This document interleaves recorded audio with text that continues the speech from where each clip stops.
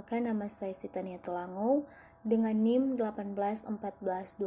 1814201175, kelas A1 semester 7 Fakultas Keperawatan Universitas Pembangunan Indonesia Manado. Di sini saya akan membuat video untuk memenuhi tugas ujian akhir semester dengan mata kuliah keperawatan bencana dengan nama dosen Nurse Olvin Manengke Eskep MKes. Pada saat ini saya akan menjelaskan tentang angin puting beliung. Kita masuk pada pembahasan. Angin puting beliung adalah angin yang berputar dengan kecepatan lebih dari 63 km per jam yang bergerak secara garis lurus dengan lama kejadian maksimum 5 menit. Orang awam menyambut angin puting beliung adalah angin leisus, di daerah Sumatera disebut angin bohorok, dan masih ada sebutan lainnya, angin jenis lain dengan ukuran lebih besar yang ada di Amerika yaitu tornado, mempunyai kecepatan sampai 320 km per jam dan berdiameter 500 meter. Angin puting beliung sering terjadi pada siang hari atau sore hari.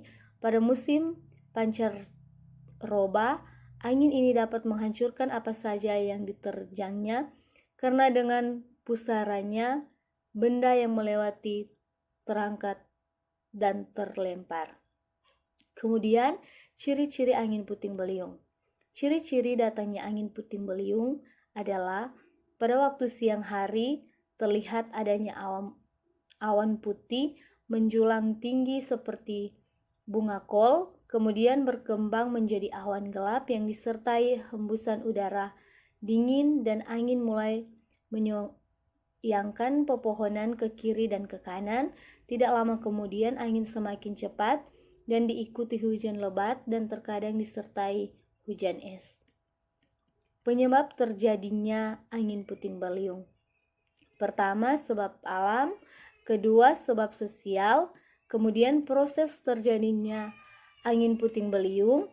Proses terjadinya angin puting beliung biasanya terjadi pada musim pancaroba pada siang hari.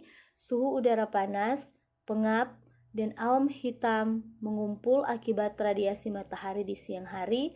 Tubuh awan secara vertikal, selanjutnya di dalam awan tersebut terjadi pergolakan arus udara naik dan turun dengan kecepatan yang cukup tinggi. Kemudian dampak dari angin puting beliung, yang pertama akibat alam, yang kedua akibat sosial. Semakin tinggi intensitas angin maka akan semakin berat tingkat kerusakan yang ditimbulkan angin puting beliung.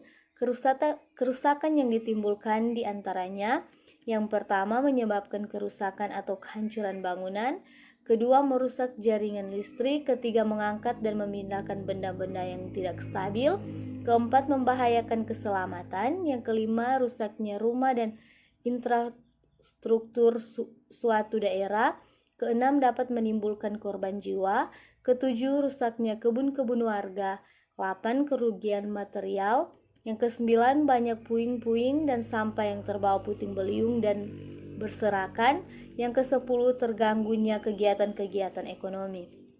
Kemudian antisipasi dan penanggulangan angin puting beliung. Yang pertama, antisipasi, yang kedua, upaya sebelum datangnya angin, yang ketiga, saat datangnya angin. Kemudian kesimpulan, angin puting beliung adalah angin yang berputar dengan kecepatan lebih dari 63 km per jam yang bergerak secara garis lurus dengan lama kejadian maksimum 5 menit. Penyebab terjadinya angin puting beliung disebabkan karena udara panas dan dingin bertemu sehingga saling berbentrok dan terbentuklah puting beliung. Demikianlah video singkat dari saya. Akhir kata, saya ingin mengajak saudara sekalian untuk bergabung bersama kami di perguruan tinggi Universitas Pembangunan Indonesia Manado, karena di Universitas Pembangunan Indonesia Manado ada begitu banyak pilihan fakultas seperti Fakultas Keperawatan, Fakultas Hukum, Fakultas Teknik, Fakultas Fisik, Fakultas Sastra, Maka dari itu saya mengajak yang masih bingung memilih perguruan tinggi, ayo bergabung bersama kami menjadi bagian Universitas Pembangunan Indonesia Manado. Maju UNPI, Jaya UNPI. Terima kasih.